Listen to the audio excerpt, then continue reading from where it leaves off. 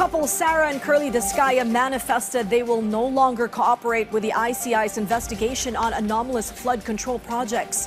The ICI meanwhile remains confident this won't affect their ongoing probe. Harley Valbuena reports.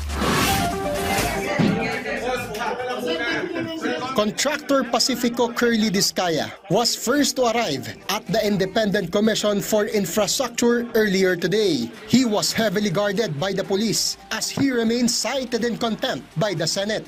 Meanwhile, his wife Sarah Discaya rushed getting inside the ICI. This was the last time that the Discaya couple will attend the hearing of the ICI because upon the advice of their counsel, they invoked their right to self-incrimination and manifested that they will no longer cooperate with the investigation being conducted by the ICI.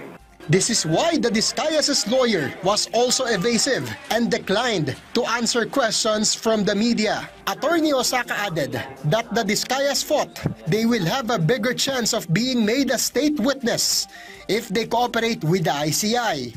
They were thinking that when they cooperate before the ICI, they will be getting a favorable recommendation from the Commission as state witness. However, the ICI is confident that the non-cooperation of the Discayas will not affect their investigation as they have other resource persons ready to testify. The Commission was also able to gather significant information and evidence, enough for the case build-up against those involved in the corruption. On the other hand, the hearing today of former Department of Public Works and Highways Undersecretary Roberto Bernardo was again postponed. ICI said Bernardo requested to defer the hearing as he currently has influenza or flu. The Commission also requested the DOJ to issue an immigration lookout bulletin order against a new set of personalities. Among them is Art Atayde, the father of Quezon City Representative Arjo Atayde and former Caloocan City Representative Mitch Cahayon Uy.